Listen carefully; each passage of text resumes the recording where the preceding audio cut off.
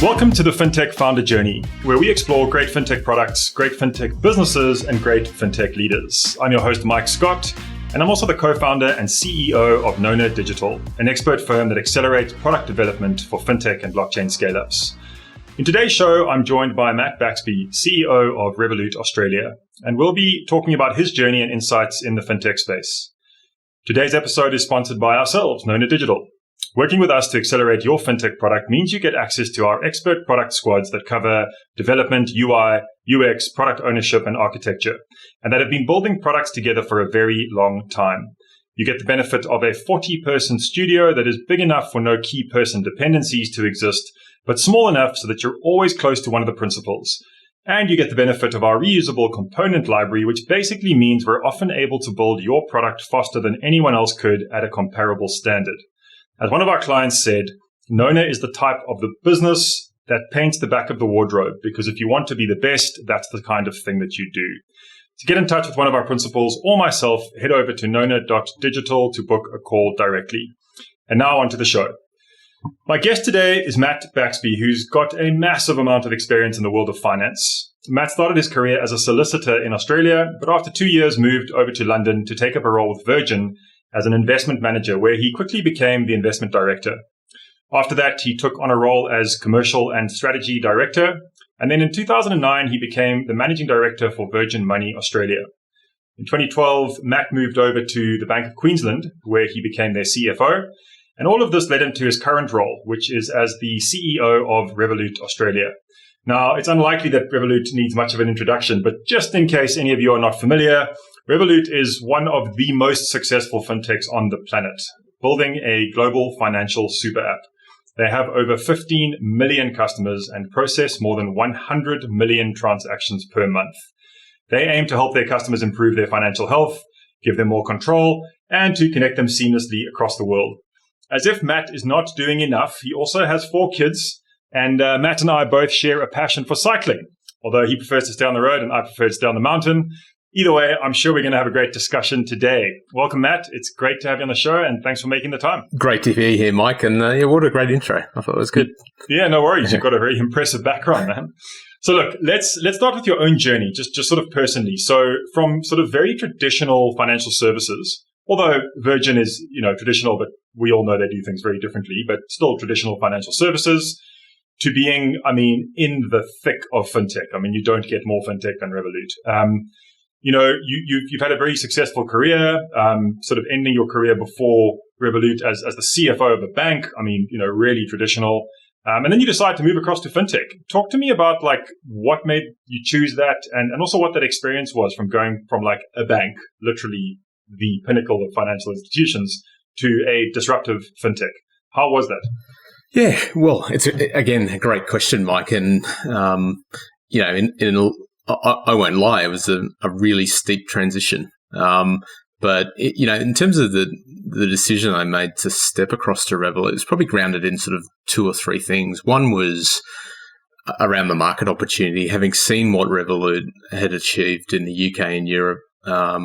Absolute breakout, as you say, incredibly fast growth. Hard to believe that, the firm itself is only 6 years old, but seems to have just captured the attention of consumers and small businesses in those markets. And to have the opportunity to lead a business in Australia that, looks to replicate the same sort of success, take what is a fabulous product catalogue and, be part of the team that leads how we go to market in Australia and how we grow was incredibly exciting. I think more on the personal front, I was looking for putting myself in a position to have more kind of personal impact. I think one thing I'd say about banks is, they're known for being heavy on governance, being big bureaucracies, some great people, but, almost the result of, the legacy that they come from, they're incredibly slow moving. And so to move into an organization like Revolut, which, as you say, is sort of right at the end of the spectrum of being a dynamic company, incredibly fast growing, fast moving. As I said, was an incredible learning curve, but also it's been incredibly rewarding from an impact point of view. Yeah. And the final was, my own development, feeling like I was getting a bit stale, that I needed to change things up.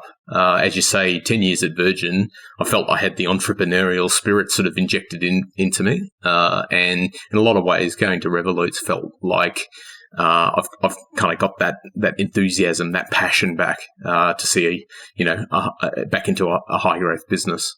So, in terms of the learning curve, that's been incredibly exciting as well. You said something there which is fascinating. I'm very lucky. I get to speak to fintech founders and executives across the world, and Revolut is massively successful, but in their markets, right? You're charged with bringing it to the Australian market, and it's not necessarily the same as the UK market, for example. What are some nuances, if you even know that yet, and if it's actually if you've been able to sort of quantify them? What are the differences between what you're seeing in the Australian market, taking, as you said, an amazing stable of products, but then kind of tailoring or just that last sort of 5%?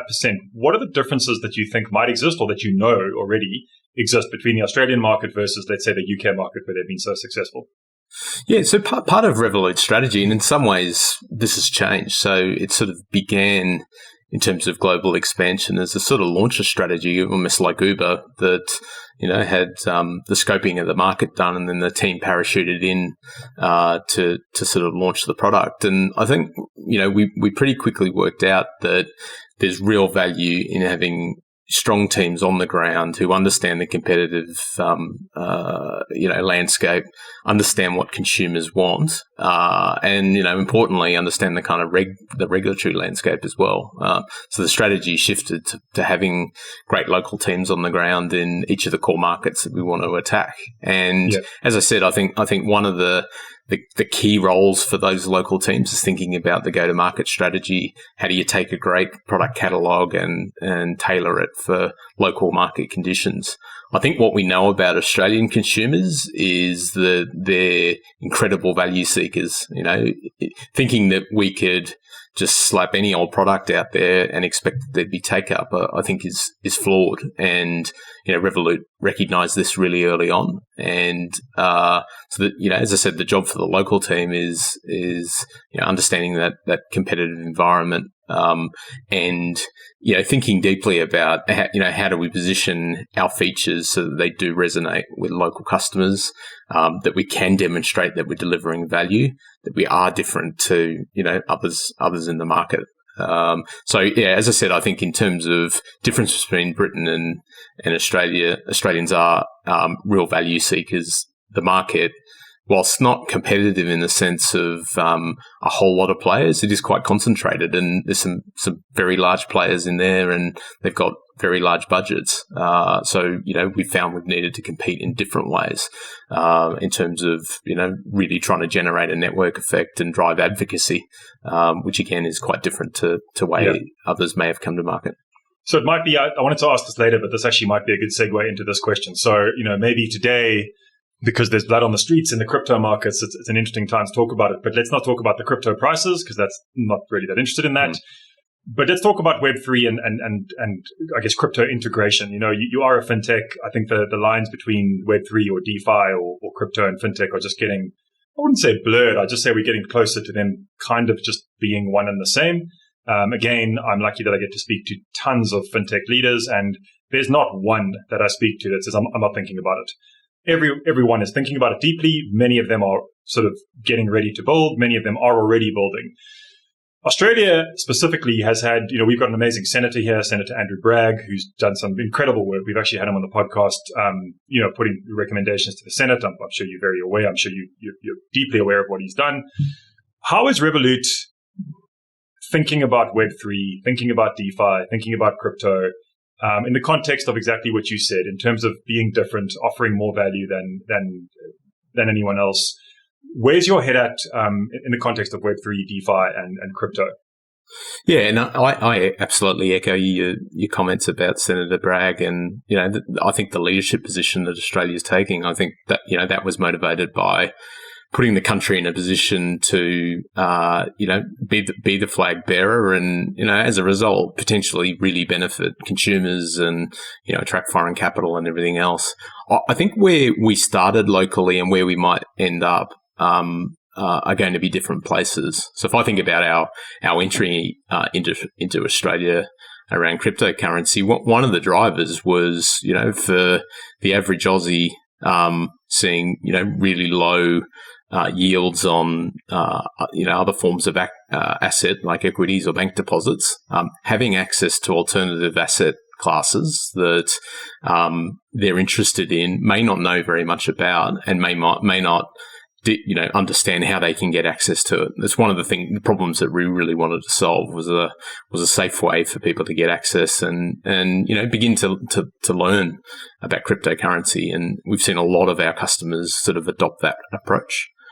I think in terms of where it goes into the future, I think obviously one of the real attractions of crypto and DeFi is, the disintermediation of banks and others. And I think in a lot of ways, democratizing payments and, taking out the large middlemen who've traditionally operated in that industry. So I think in terms of its, capability as a payment mechanism, I think is incredibly interesting. And where it goes in terms of Web3, I think is anyone's guess. And, I think, it's obviously something that we're going to continue to keep a really close eye on and work with our, teams in the UK as all of our plans come together around where we go with that. Yeah, it's interesting. It's really gaining mainstream adoption, and there's one particular guy that I love to follow. His name's Kai Sheffield. He's the head of crypto at Visa. You're probably aware of him. I think he actually is the co-host of the FinTech Insider podcast. He's Visa, and he's talking at length about the exceptional simplicity and efficiencies in some use cases of using crypto as payment rails. Not everything. It certainly is limited, and there's instances where it's not appropriate. But it's amazing to see these sort of big incumbents really starting to adopt it in practical use cases. And you guys are definitely following suit. What does the traction for Revolut Australia look like at the moment? Talk to me about what does the team look like here on the ground? What's the traction here? What does Revolut Australia look like at the moment? Yeah, so a few of our priorities have been obviously building the team out. I was third or fourth person on the ground in Australia, and one of the real privileges that come with being kind of early on, apart from having a guiding hand in the strategy in terms of how we come to market, is putting together an A-grade team that I'm really confident to be able to take the business forward. So from that 18 months ago or so, we've grown out to about 32 now, put in place an advisory board. And that's been kind of hugely supportive for me, having a group of individuals that, I can bounce ideas off and, keep me connected in terms of the world of finance and also fintech. So I think the team build's been critical.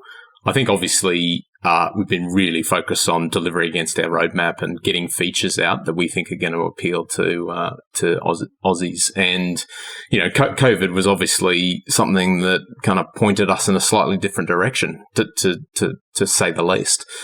Our central use case was around international travel and having a great way for people to spend their own money abroad. I think we'll still get, as travel returns, we get through these waves, we'll see a real snapback on that. I think we're incredibly well leveraged to that.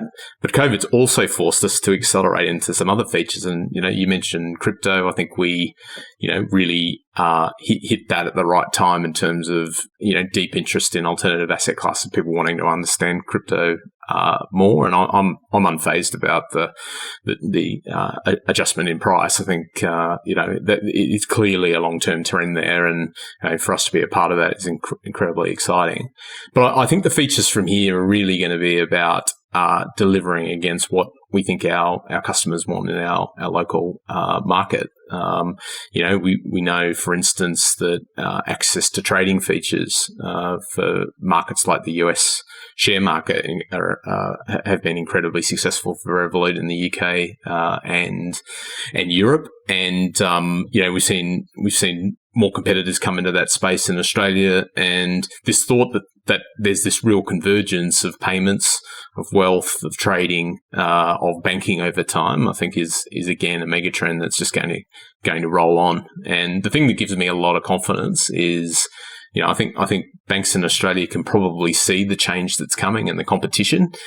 Their capacity to actually do something about it is probably where there's a few challenges because of legacy tech and different type of talent that they've attracted. And then the final leg is obviously scaling the business. And if I think about 2021, it was about laying the foundation, getting the licenses, getting the roadmap of features laid down that we think is going to have really good product market fit. And the step from here is, scaling the customer base. And I look at markets for Revolut like Ireland, relatively small populations, but to have market share where 1 in 3 adults hold the product, I think is a really good indicator of the potential for Revolut in Australia. And so you mentioned talent a few times. The talent market is really tough at the moment, especially when it comes to engineering talent and building out products. Is your strategy to leverage the Revolut resources globally? Is that how it works? Does sort of Revolut HQ or engineering center, however it works, support all the different teams, or you sort of left your own devices to, let's say, do that last mile product development on top of the core features? How does Revolut work in these sort of independent markets?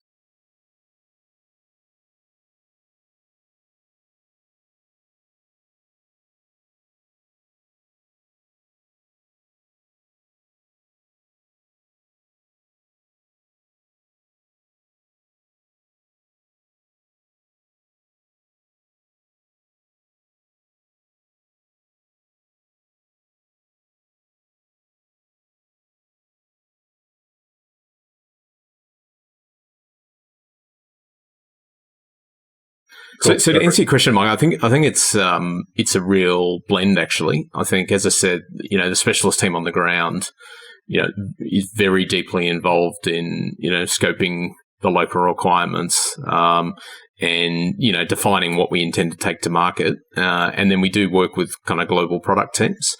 One of the more recent developments is more kind of localized engineering support, particularly serving kind of markets within our time zone. And that's something that's underway at the moment in terms of building that capability out.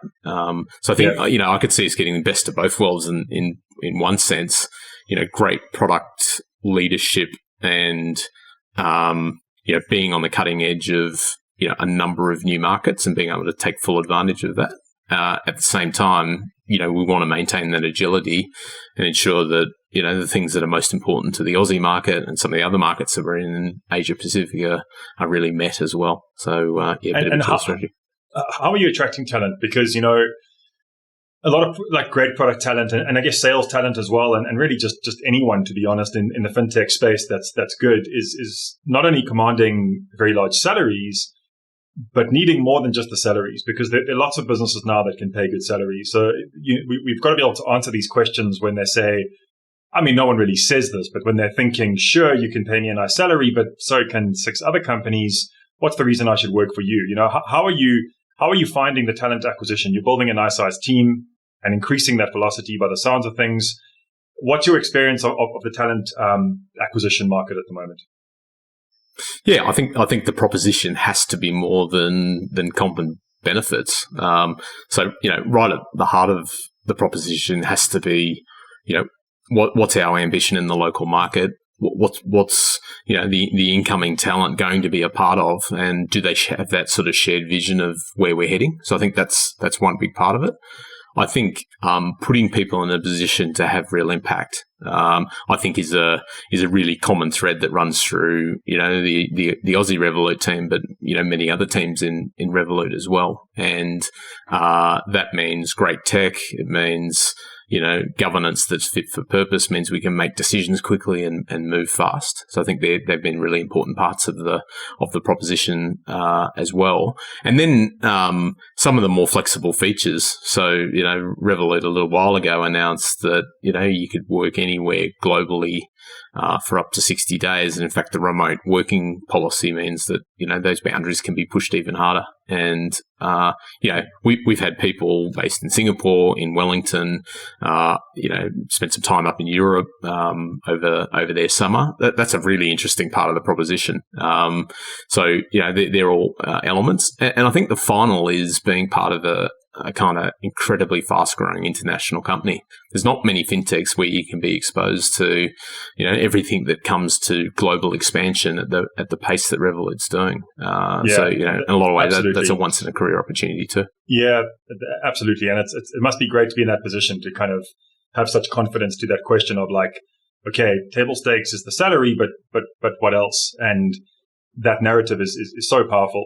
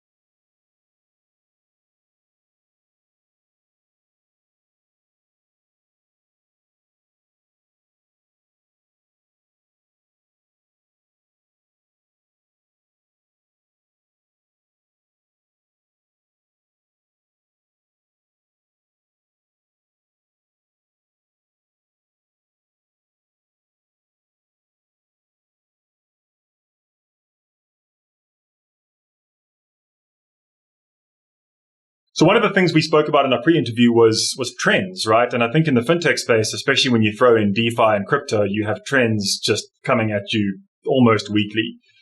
You've been in the space for a long time, you understand the fundamentals very deeply. As we go into 22, so this is a bit of a prediction question and a trend question. What are some of the trends that you think we're experiencing at the moment that are going to endure? And, at the risk of being sort of out there, what are some trends that you think are actually a bit flash in the pan? We've got buy now, pay later. We've got tons of DeFi. We've got NFTs. We've got you name it. Like, what are some things that you are like, no, I totally see that this makes sense. And some other things that you're like, maybe not so sure about whether this thing is enduring. Yeah, I think that's a great question. One I have thought about quite a lot, particularly as we've gone through COVID, because I think in some ways that's changed gears, hasn't it? In terms of the trends, and one of the look-throughs is what is enduring. I think I mentioned it earlier. I think the thread around the convergence of payments, of wealth, of banking, all of those elements are coming together in a way that we haven't seen before, and I think that is consumer-driven. I think people like the simplicity of the thought of all of those things being in one place. And the reality is there is a lot of convergence in it. There's no reason that trading needs to be separated from holding crypto or what your bank balance might be or an ability to pay. So those things are going to continue to come together. I think that the intense focus on user experiences and consumer expectations being set outside banks, again, is an enduring trend. So I think about some of the things that Revolut has done. I think in some ways it's really challenged what people would ordinarily associate with their bank or their finance provider. So, a great example is Revolut Stays, which is a feature we launched in the UK, which enables consumers to book all sorts of accommodation and travel. There's obviously a really close link between, one of the use cases around, international money spending and the fact people are traveling for that purpose. But people wouldn't normally expect their bank to be stepping in and doing those types of things. Yeah, so I think there's this real opportunity to challenge, what the traditional notion of finance might be. I think some of the really obvious trends that will continue, the fact that we've seen a digitisation of Australians' lives, and there's no going back on that in a lot of ways. And so, I think we'll be at this fork in the road for those finance companies and banks and other firms serving them that have either taken the right steps to digitise their processes, made theirs incredibly seamless, and those that haven't, and those that haven't are going to be incredibly exposed. And as I said earlier, I think, one of the things that gives me a bit of confidence having spent some time in banking is just their ability to respond to some of those trends as they start to happen. So there are a few of the things that, we've obviously kept a really close eye on and seen, through the customer feedback that we've had overall. I think they're likely to be enduring. In terms of the things that are less so, I think it's hard. It's really difficult to say.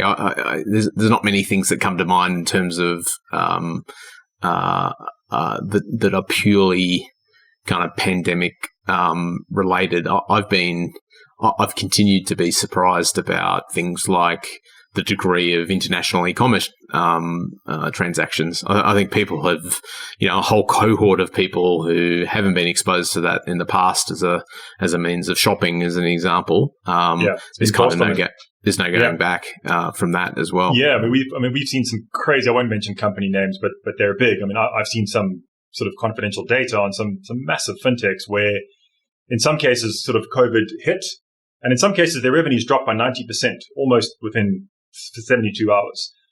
But what's fascinating is what happened afterwards, because what happened afterwards was not just getting back to where they were, but a drastic and massive acceleration way past where they were before. And it's not one or two companies either. There's a bunch, right? It's kind of a narrative. I'm sure Revolut probably had a similar, let's say, expectation when it hit, like, shit, let's batten down the hatches, and then it probably just exploded. And, we just saw that everywhere, where everyone was panicking and even in some cases laying people off. The next thing we know, they can't hire fast enough because they're realizing that, hold on, this is actually massively accelerated adoption in certain markets. In the very developed markets, maybe not so much. In the slightly underdeveloped markets, I think massively. And it's becoming almost a boring narrative. We've heard so many people say it now, where it's like, the person who wouldn't use it had to use it, so now they understand it. But how powerful, and how amazing to be a company like Revolut, where you're so positioned to just harness that opportunity and build with it, which is fantastic. I want to move to some more sort of less businessy type questions, more rapid fire, and I guess about you questions. So the first thing is, look, you've got a lot on your shoulders. You're heading up the Australian division of Revolut. It's a massive brand. It's very exciting. You've got 4 kids. What are some things that you do to not go insane, to maintain some level of kind of optimal performance? Like, do you have any rituals or processes or habits just to kind of keep you seem like quite a mellow dude, which is, impressive for the role that you hold. So talk to me about like your processes to kind of stay healthy and focused and all those things. Yeah, I think, I don't know if I put them in the ritual categories, but, the ways I tend to operate, I think, having exercise is just not a chore for me. It's something I thoroughly enjoy. And as you say, cycling has been one of those sports that's just exploded. And I think part of that is that it's both, an endeavor that gives you benefits in terms of exercise and kind of keeping the weight off and all that sort of stuff. But it's incredibly social as well. Got a good bunch of people that I cycle regularly with. Love hanging out with them. That's just a great way to start a morning each day. I think, engaging in my kids' lives, I get a lot of energy from that. And, their age between 11 and 15, they've gone through that stage of, needing me that much, other than cash and a taxi. But I love the fact they challenge me. Like, I'll say something and they'll call it out. They'll be like, "Absolutely not, Dad. You kind of missed the mark on that." I love that. I take a lot of energy from it. And the other would be, again, kind of pivoting back to the business side a little. I come from a mindset of kind of achievement. That's where I get my motivation, is feeling like I've got momentum. And, again, one of the things I've really enjoyed is putting a team together that I trust deeply, and know that, we're on a sort of combined mission here. Having that kind of backup, helps hugely as well. It means you can keep kind of forging away, and if anything that needs to be watched a bit with the team is that they don't overcook it. The ambition's so high, and the opportunity for us in Australia is so massive that making sure that people do take the time out. They take holidays when they need them, and ensure the weekends don't get blown up. I think they're really important as well. What is your biggest challenge at the moment?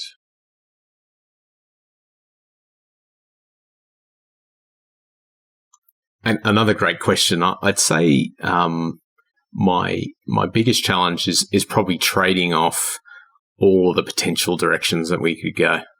So as I said, coming from a place of having just the privileged position of a great product catalog and capability from Revolut globally. And the choices we need to make locally is, what are the things that are really going to have impact in the local market and make us famous and serve our customers really well. I think making those trade-off calls around, do I go after this or that, or is that trend enduring, or is this short term?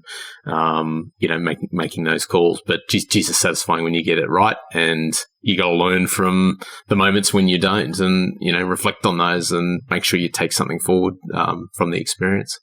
I don't know who it was, and I'm probably going to botch this, but it's not going to be exactly as I heard it, but it's one of my favorite sayings, even though I'm probably going to get it wrong. But basically, the meaning of it was a description of a CEO, and this guy was saying, the way I think about a CEO is it's the unfortunate guy or girl that's got the responsibility to make all the decisions, never having enough information. And it sounds funny saying we have all these great products and which one do we take, but that's a real problem. It's a really difficult thing. It's a really, really difficult thing to make those decisions. I think almost especially because you have such a deep product set, you're not confined through limited resources or limited products. In fact, you have the opposite problem. You have tons of them, and you've actually got to figure out which is the one or two or basket of products that's going to work for this market. So a cool challenge, but a tough challenge, a really tough challenge. Next question. What single piece of advice would you give to your 20-year-old self?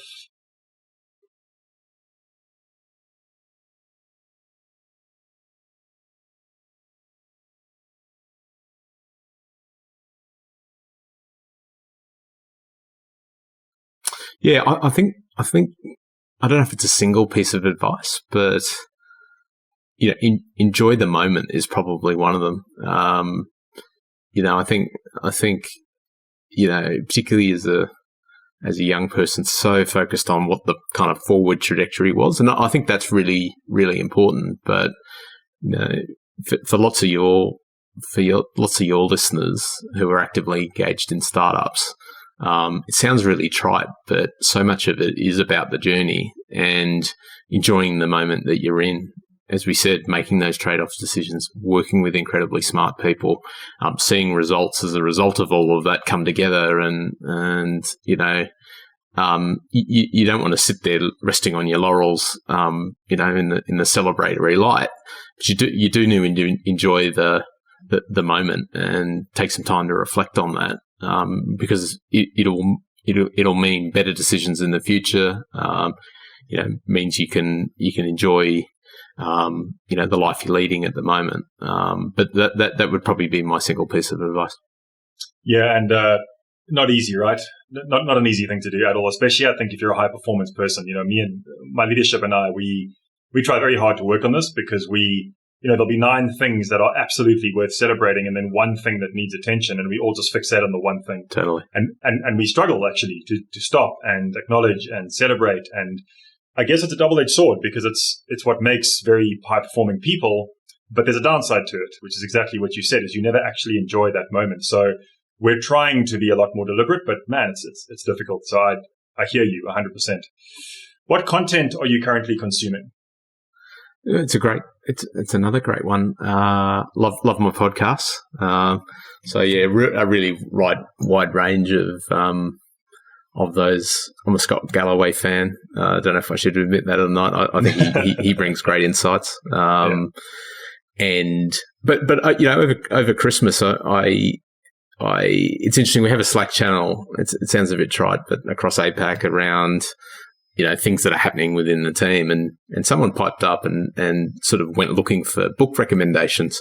And I've never seen so much content kind of pile onto the Slack channel. And I kind of wrote down all the names of the ones that seemed like they were really popular. I made a conscious effort over Christmas to kind of put the devices down, pick up an actual paper text and get stuck into it. And it was a real cross section. One was Frankl's Search for Meaning, Man's Search for Meaning. Yeah, Hadn't read that in a few years. Really poignant and just some great, even 80 years, 67, 80 years on, still really relevant, all the way to some much lighter text. Let's put it that way. I love a cross section like that.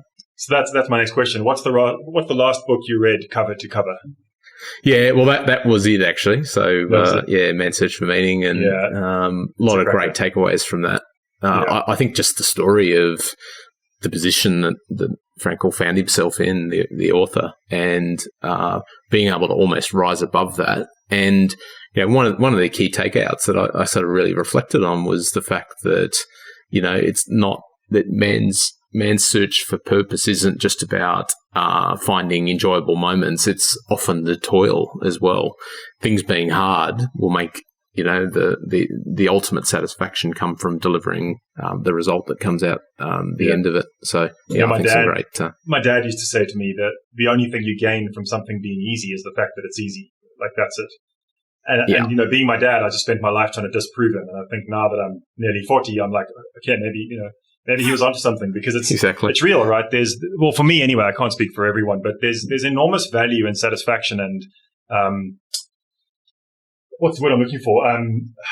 Fulfillment in really hard work, and I think to put a caveat on that, if you're doing hard work in the wrong direction, maybe not. So that's the whole James Clear stuff, pick your direction. But once you've picked your rough direction, it doesn't have to be perfect. Like a really, really hard day's work, physical or in a computer, whatever you do, like there's a lot to be said for that if you're conscious and if you're present.